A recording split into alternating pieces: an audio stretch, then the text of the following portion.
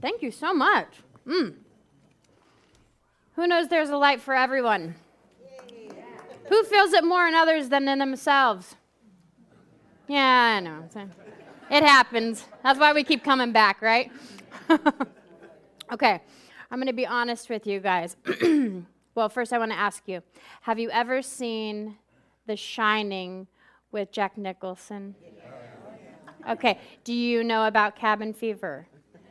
Okay, so that pretty much expresses who I was these past 2 weeks. As you may or may not know, I'm kind of a action person. I have a lot of energy, and I always want to. I like being in life and doing stuff. And I was stuck in bed for 2 weeks with the flu, pneumonia, and an ear infection. And I wanted to be like, oh, poor me, wah. But a lot of you messaged me or somehow sent me good vibes because I was thinking to myself, like, you know, this really sucks when I'm laying in bed. And then I just, thought, you know what? Practice what you preach, man. And I laid there, and I just felt like these positive, energetic vibes, lifting up my cells and healing them.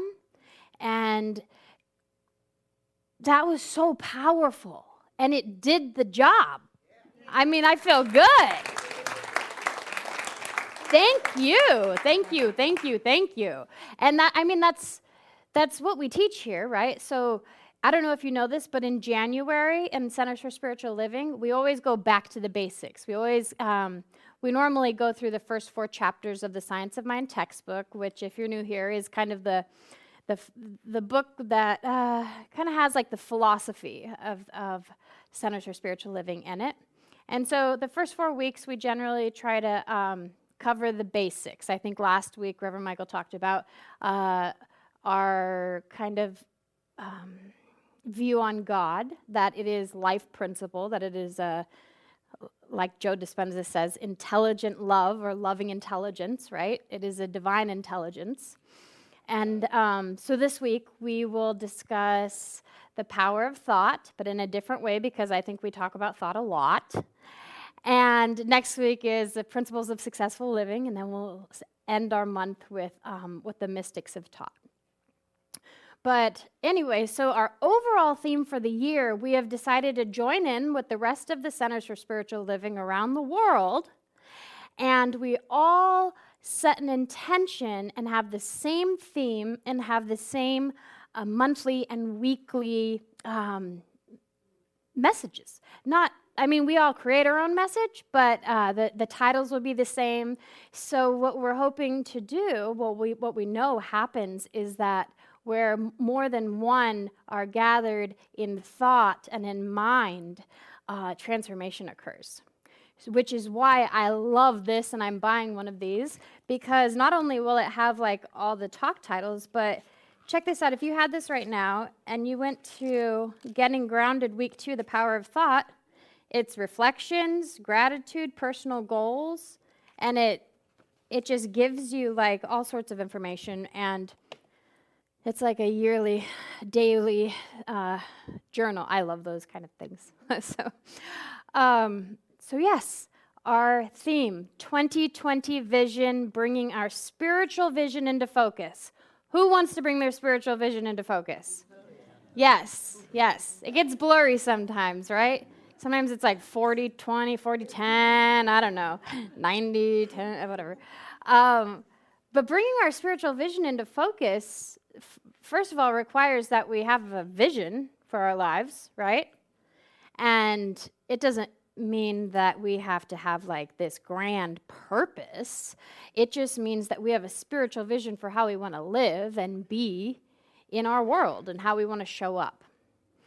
And it's about creating balance, the being and the doing, and the being and the doing, and the inner world and the outer world. And so there's this 2020 balance that I think that we could all use more of, or at least I could. And so today we're talking about the power of thought. The power of thought. So when we know that there is a life principle, like Reverend Michael talked about last week, that was before, that there was an intelligence before any atom, molecule, life, anything, before solar systems and all of that there was a divine intelligence. And out of that came all else. Means that there is only one power. Does that make sense? It feels like there's more than one. Sometimes it feels like there's dual powers fighting against each other, right? Like good and evil or whatever. But there isn't. Anything that is opposed to or feels like it is pushing up against this one divine intelligence is something that we need to look at. It's a false belief. It's a false idea. It's BS, right? Old belief systems and whatever. And yeah. And so that's where the power of thought comes into play, because the only way that we get to transform our lives is through co-creation.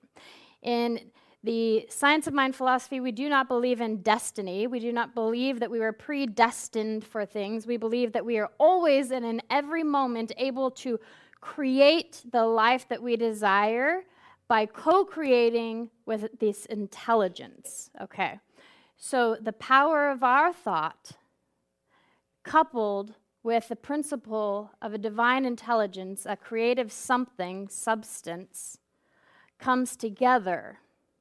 And here we are, living whatever lives we're living right now. Whether they are joyful, whether they're a struggle, whatever it is, that's how it happened. And I was really inspired by Tina's new class that she created. She's been so excited to create a class for a very long time. And so this spiritual principles in recovery, I thought, oh my gosh, because I have 9.5 years sober, and I remember that those 12 steps were mind-blowingly transformational for me. And I thought, why do only people who are at like their lowest low or like who need like severe help or support get to hear about these things, you know? Like who here does not know what the 12 steps are? Like specifically what they are. Okay, yeah. So I'm glad that you don't, because now we get to tell you about the first 3 of them. So what I want to do is I want to talk about this power of co-creating with the divine, using the first 3 steps of the 12 steps of recovery, because I believe that in these first 3 steps are where the intention is created to build a life that is sustainable, that is beautiful, that is fulfilling, that is healthy and well. And the first step is that we recognize that we are powerless over blank. This means it can work for everybody, okay? We're powerless over blank, and that our lives have become unmanageable. So we're powerless over, I would say, alcohol, drugs, eating, watching the news, politics, powerless over getting irritated, frustrated, judgment. What else could we be? What are you powerless over sometimes, huh? Traffic. Powerless over our, yes, traffic, and our lives have become unmanageable, right? Huh? Disasters, yes. Absolutely. Absolutely. Huh? Oh, I know, right? Economy, money, yes. And people, yes. And here's the deal. Our egos are going to be like, yeah, but my life is still manageable. Yeah, but no. Okay, that's our little self-ego. We have a big spiritual self that says that my life would be not only manageable, I would not only be able to survive, but I would be able to thrive. We weren't born to survive. We were born to thrive. And so that's the first step, that we recognize that we have become powerless over and that our lives have become unmanageable. The second step is that we come to understand that there's a power greater than ourselves that can restore us to sanity, okay?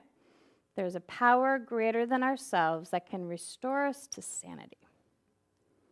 And the third step is that we have come to surrender our will and our lives to the care of God as we understand it, of a higher power.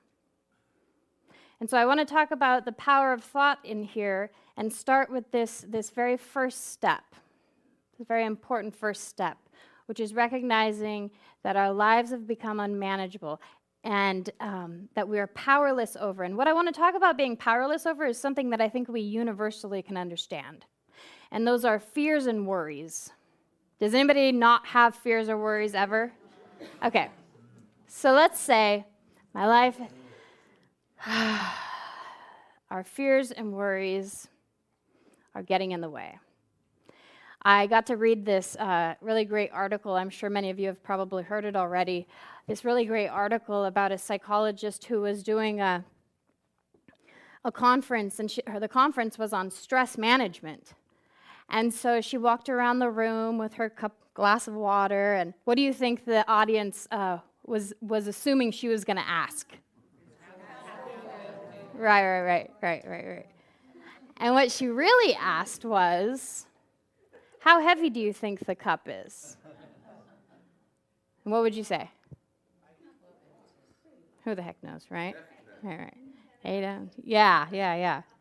And so she says, well, you know, how heavy this glass is, a glass of water, really doesn't matter. What matters is how long I hold it. So if I hold this glass of water for just a moment, I should probably only hold it in one hand, right? Better point. If I hold this glass of water for just a moment, it's okay. I can put it down. It's not that heavy. If I hold it for an hour, my arm's going to start hurting, and it's going to feel really heavy. And if I hold it for an entire 24 hours, my arm's probably going to feel numb or paralyzed, yes? And in that same way, our worries and our fears, when we hold on to them for a moment, that's human. We're going to. When we hold on to them for a little bit longer, it starts to hurt. And when we hold on to them for a long time, we become paralyzed. We become paralyzed. And so what she says is, put the glass down. Put the glass down. I loved that analogy, but what I loved even more, you're going to like this, Pam, hold on. What I loved even more is the comment that I read underneath it. And it said, it said, man, this was just what I needed. I loved this analogy. But tell me, someone, please, how the hell am I supposed to put the glass down? Right? It's nice and well to hear things, to read books, to kind of get what we're supposed to do. But somebody, for goodness sake, please help us figure out how to put the darn glass down, right? That is where I believe this second step in recovery, or what I'm going to say in our power of thoughts, comes into play for me. And that is recognizing that there is a power greater than ourselves that can restore us to sanity. Does anybody believe that that is true? Yeah. And some of us might have a hard time with the concept of an intelligence, of a divine.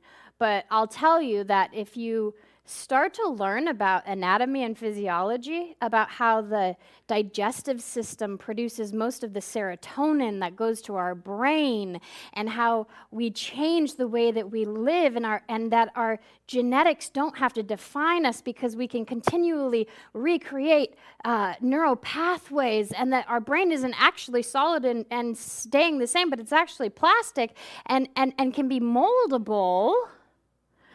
And I won't even get into the rest of it because I'm what does Michael call me? A brain geek? I don't know.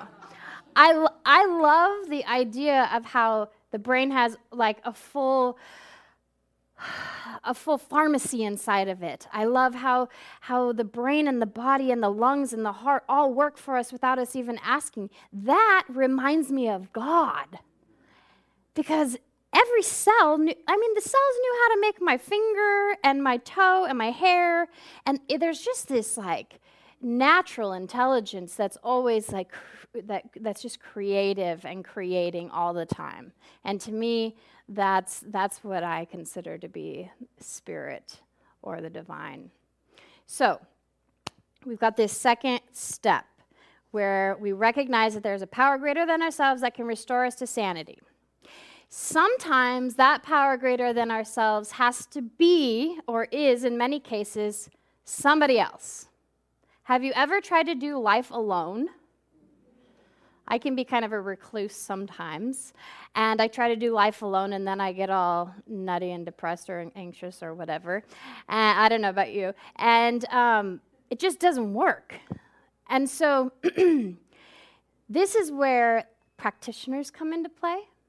This is where the science of mental healing comes into play. This is where we recognize, even quantum physics says, that there is a unified field.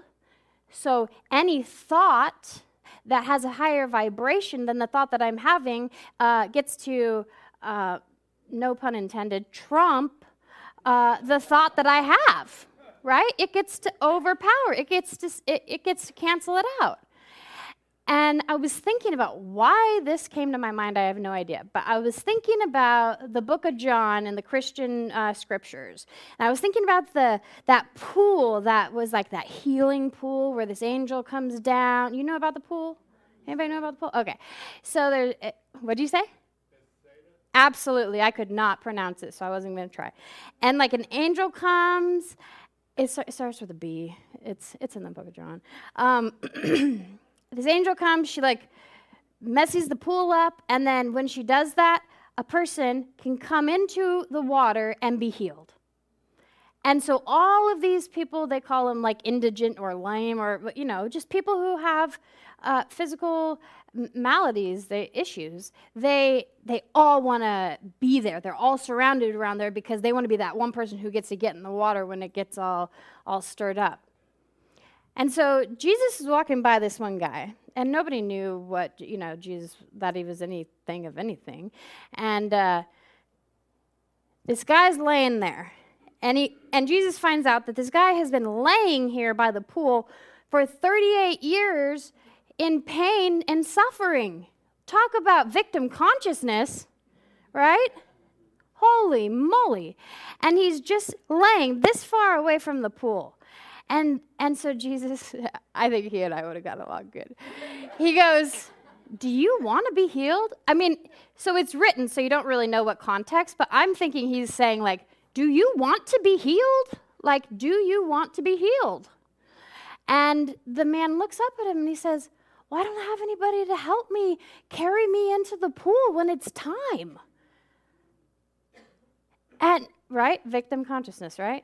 Right? I can't do it myself. I need somebody else to do it for me. And Jesus says, do you want to be healed? He doesn't say, oh, let me pick you up and put you in the pool, or, oh, poor you, right? He's like, do you want to be healed? And sometimes we really have to ask ourselves that. Maybe sometimes we say no, and that in and of itself might be a spiritual lesson for us. But Jesus says to him, afterwards, he goes, get up and take your bed and go walk and go. And he does. He does. Now, this does not mean that Jesus healed him. It was not like he's something greater or beyond any one of us, because he said it plainly over and over again in those scriptures. What it means is that he was hurting and he was being a victim. And someone came, and Jesus had this idea. He could see and know the spiritual person. So he didn't see the prostitute as a prostitute or the thief as a thief. He saw them as children of the divine, as beautiful, perfect, whole, and complete beings, which is why he's like, get up, go. You're okay. And he did. And that's what I think that we can do. There's a power greater than ourselves that can restore us to sanity. Sometimes for me, that means that I have to call a friend, call a practitioner, call my mom, ask somebody, I am not doing okay and I'm not thinking okay. Can you please know something for me? Can you please hold this for me? Can you know this for me? Can you hold me on a light? Because I can't do it right now. And that's what we get to do for each other. We get to restore each other to sanity because we are the incarnations of the divine. And it is I believe, it is our duty, once we realize that we're the arms and the eyes and the ears of love, to be that for each other. And sometimes we got to love people from afar. I'm not saying be nice to love everybody up close, because some people it's just hard to deal with. But not you. I love you, Stacy. Oh, Flora, I wasn't even looking at you. Guilty conscience.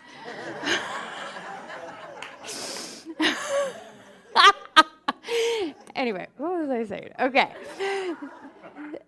So let's move on because I don't know what I'm thinking. Okay, so we've got our third step in recovery, okay? And really this is a third step of transformation. That's what I want to call it. I don't think we're recovering, I think we're transforming. Because any kind of addiction or any kind of anything is a spiritual sickness. And when we restore ourselves. So this third one is my favorite. It says that we have decided to turn our will and our lives over to the care of God as we understand it, or a higher power as we understand it. So I know that I don't know if any of you know about the Enneagram, but I'm an 8. So I have a really strong willpower and will.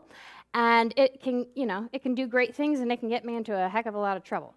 So turning my will and my life over to the divine and say, okay, I give up, I've been trying long enough. Obviously, something is smarter than I am because it created all this, so let me just surrender to it. I mean, sometimes I literally bow, do a Buddhist spiritual practice because I just want to fully, feel that. And I want to invite you guys to get to feel this experience with me. We don't have to bow. I'm not asking you to get on the floor or do anything silly. But I want to invite you to close your eyes.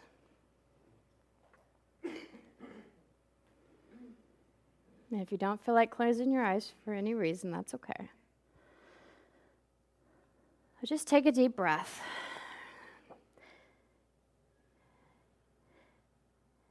And then feel your breath just naturally flow.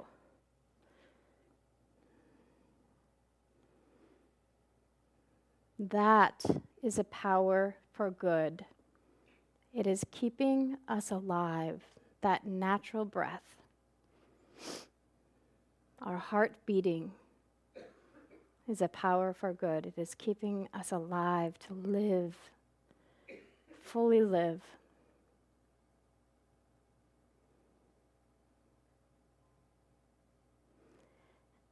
And I want to invite us to recognize our ego, to recognize our will, to just inwardly think about where we're pushing in life, where we're trying to control, where we're judging.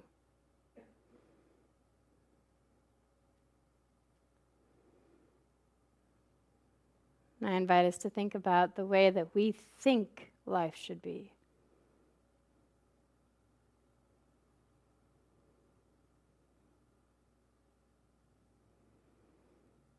And now inwardly take a deep breath and just relax your shoulders and surrender.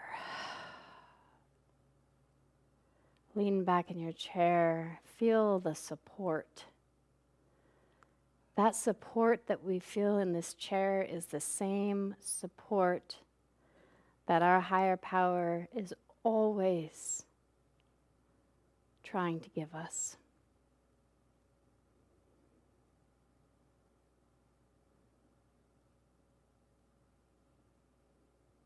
as we collectively surrender our will and our life over to the care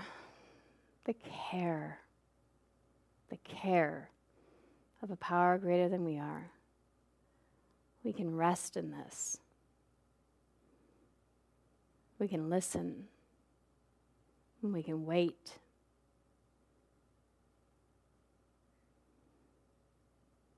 And if you'd like to remain with your eyes closed, I'd like to read to you a poem.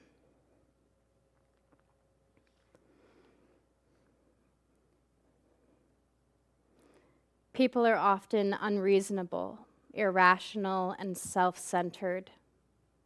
Forgive them anyway. If you are kind, people may accuse you of selfish, ulterior motives. Be kind anyway. If you are successful, you're going to win some unfaithful friends and make some enemies. Succeed anyway. If you are honest and sincere, people might deceive you. Be honest and sincere anyway.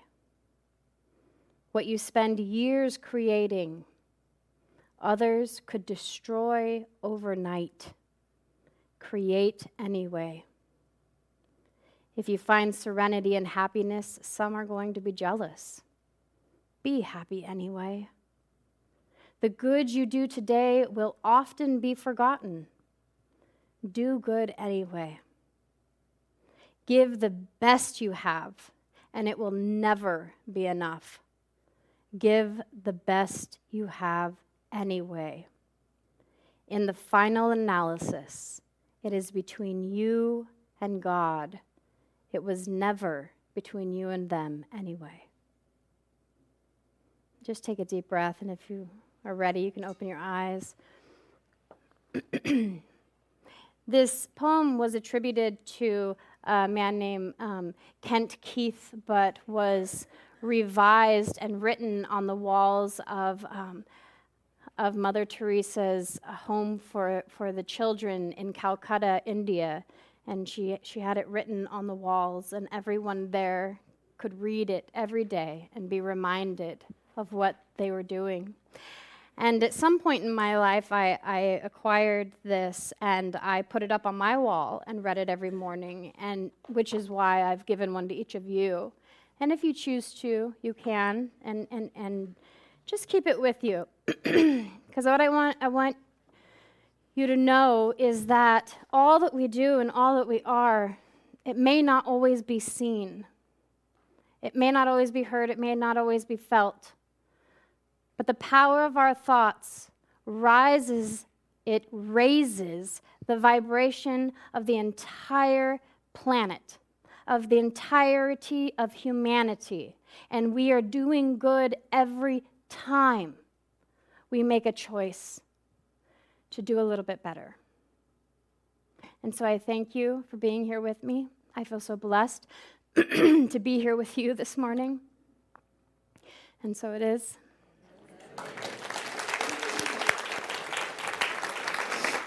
Thank you. Thank you.